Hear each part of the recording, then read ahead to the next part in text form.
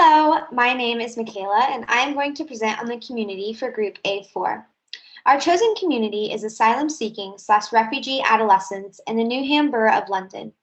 Newham has the highest population of asylum-seeking / refugee children, with only 6.7% of secondary school children from white British origin.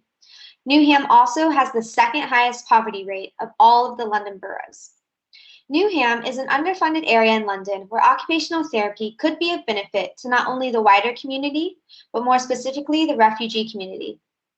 As future occupational therapists, we need to begin to look at communities where occupational injustice is occurring and make it our aim to limit injustice through promoting the right of every individual to have access to meet basic needs and have equal opportunities and life chances to reach towards their potential. By specifically looking at the socio-cultural environment and how we can help to make it a more inclusive place for occupational engagement.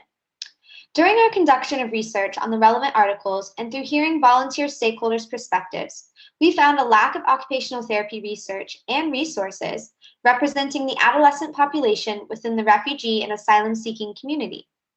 We chose the following life course approaches because they take a temporal and societal perspective to understand the health and well-being of our community.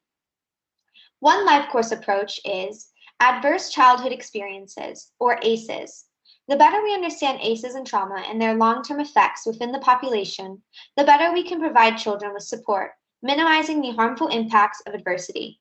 Without using a trauma-informed approach, you cannot fully understand the way in which ACEs impact overall health and well-being, with factors such as poverty, which is a wider cultural risk factor to overall health and well-being in London, which impacts include eroding or nullifying economic and social rights, such as adequate housing, clean food and safe water, and the right to education.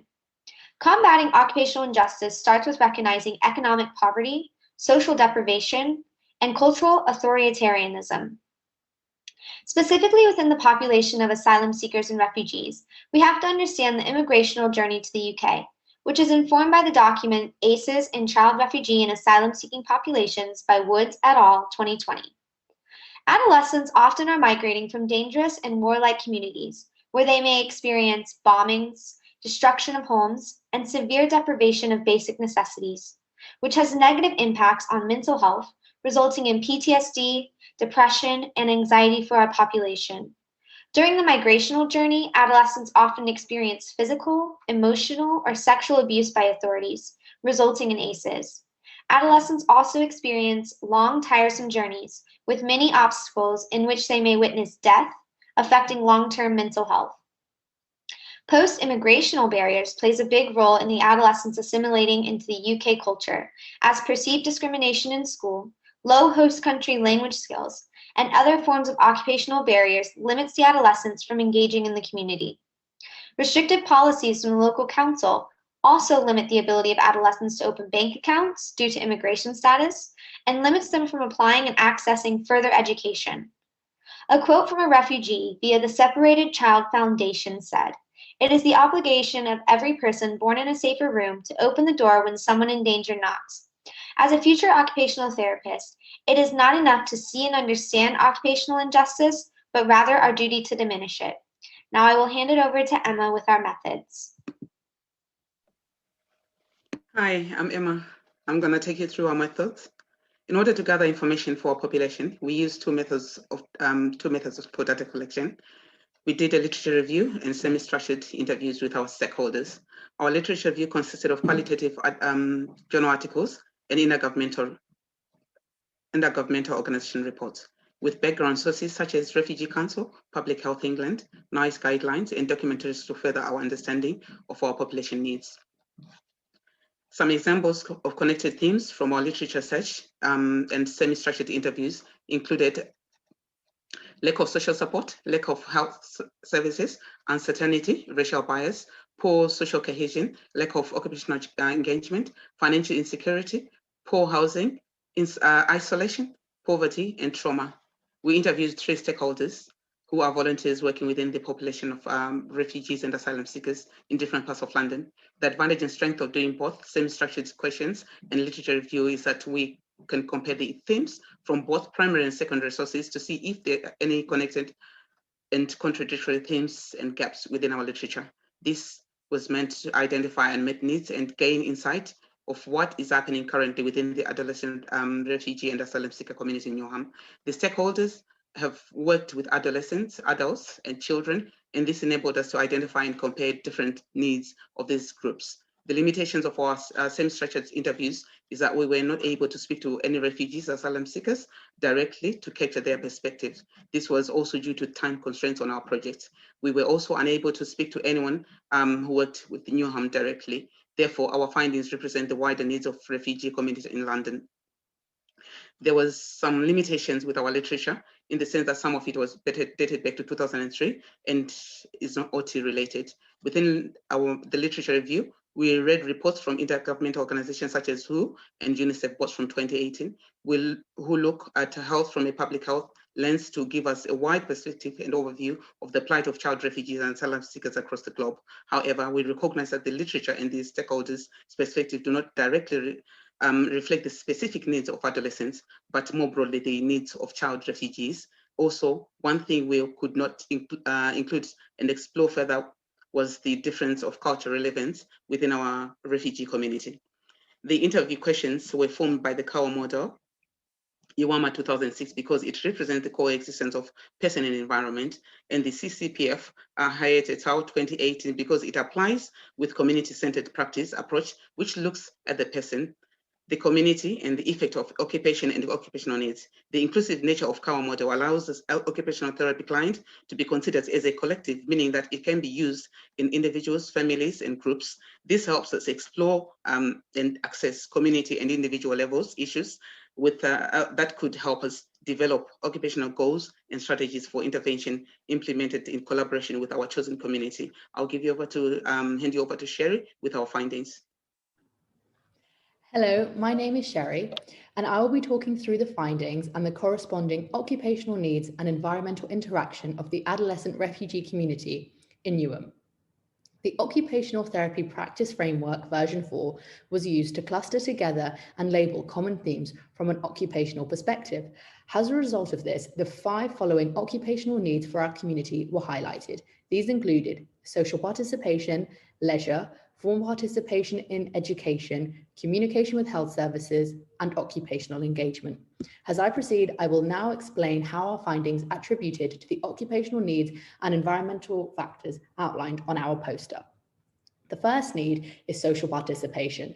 A quote by one of the interviewees relayed that regardless of where a person came from, the need for friendship was absolutely essential. Several studies facilitating group activities such as sport and horticulture with the refugee community also revealed positive findings in helping refugees to integrate and bond within host countries. While some of these findings did come from studies that were based in Australia, they were still deemed appropriate as both Australia and the UK take refugees coming from home countries within the Middle East. In addition to this, both the literature and the interviewees also outlined environmental factors such as finances and travelling to community spaces as barriers to social participation. One interviewee reported that asylum seekers are only given £37 a week, which demonstrates the constraints placed by the political environment on refugees when it comes to participation in social activities. From the comprehensive findings above, it may be inferred that improving social participation could be an integral area for OT intervention. The second need identified was leisure participation and exploration.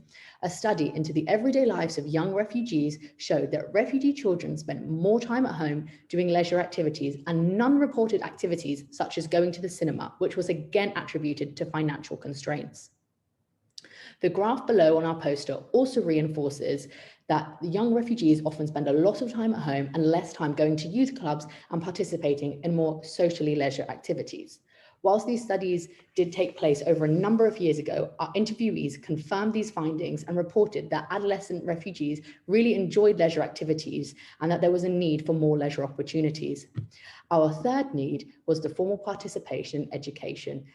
All 3 of our interviewees, as well as a report by UNICEF UK, reported how important participation education is to our community and the values that they hold.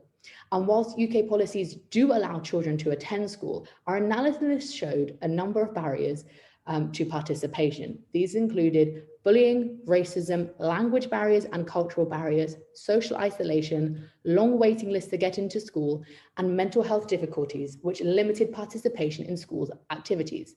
Thus, attention to the educational environment and to refugees' participation in school activities needs to be carefully considered. The fourth need identified is the communication with healthcare services. A WHO report on the health of refugees outlined that health promotion within school is being more commonly encouraged. This is a particularly important finding, as other findings showed that outside clinics can appear to be quite threatening towards young refugees, and services in mental health institutions were not formally known to the refugee community. Therefore, building bridges between health services and younger refugee communities could be an important area to support. Our final finding stems from the idea of occupational engagement. Finaz et al. 2012 reported adolescent refugees often feeling too preoccupied and worried about unsettlement to engage in activities. As we know, occupational engagement is so much more than just attendance, and being present in one's occupations could really aid well-being. As the WHO says, there is no public health without migrant and refugee health. Therefore, as our profession moves forward, using our skills within the public health domain and promoting the health of adolescent refugees and their communities may be powerful in helping them to thrive and not just survive. I will now be handing over to Malika. Hello, my name is Malika, and I'll be discussing the role of occupational therapy as an agent for change. So why is occupational therapy needed and not another profession?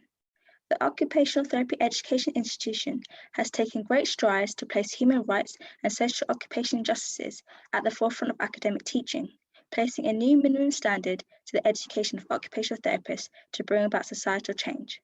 Townsend, 2015. As such, there is no surprise that occupational therapists will be well equipped to deal with occupational injustices. A core value of occupational therapy is concerned with using occupations to transform individuals' lives and bring about change, whether this be changes in health, well-being, or quality of life. Evidence of the importance of change is clearly stated within the profession, with enabling occupations to identifying change as one of 6 enablement foundations for client-centered occupation-based practice. Townsend and Pajako, 2007. Occupational therapists can bring about change through a multitude of ways, examples consisting of advocating on occupational potential and performance, as well as occupational needs, or communicating the role of an occupational therapist and why it's such a fundamental role needed to work with refugee adolescent population. However, Finlayson 2013 argues that it is so much more than this. Occupational therapists possess the skills to apply their knowledge and cultural competencies into various contexts, which will undoubtedly be relevant when working with refugee adolescents who experience different environmental barriers. Possessing such skills place occupational therapists at the forefront of leadership, as their core values, paired with their knowledge, means that they are best able to assess and meet the holistic needs of the individual, as well as implement new interventions in settings not typical of occupational therapists. Davies, 2006. Occupational therapists can also strive to protect individuals' human rights by ensuring they are given opportunities to explore occupations in a safe environment. One framework in which occupational therapists can draw upon to aid in the facilitation of change is a participatory occupational justice framework, POJF, Whiteford et al. 2018.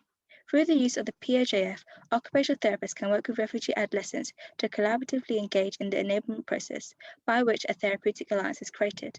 The first step being working in partnership with both the school institution and refugee adolescents to raise awareness of the occupational injustices faced by this population and build cultural awarenesses, both within the school and community environment. Using the themes found in our project brief as a point of reference, an occupational therapist may use leisure occupations as a way to enact social transformation. Starting by drawing upon the available resources in the Borough of Newham and the school setting, occupational therapists can formulate a cost-effective intervention that aims to promote refugee adolescents' social participation with their peers by using sports and cultural sessions. These activities were chosen as both the data collected within the interviews and literature suggest that sports and culture are meaningful activities for refugee adolescents. Bishop and Purcell, 2013. By adopting a strength-based approach which will promote refugee adolescents' use of non-verbal skills, this population are provided with an opportunity to participate with their peers in an environment which does not require the use of language. Once such intervention has been implemented within the school environment, occupational therapists can work with teachers and refugee adolescents to review the benefits and identify areas of improvement, as well as educate teachers to continue such interventions. For this reason, occupational therapists can be argued to be vital in the pursuit of change, as they not only aid in the process of change, but they aim to ensure that this change continues long after they're gone. And that was the A4 poster. Thank you for listening.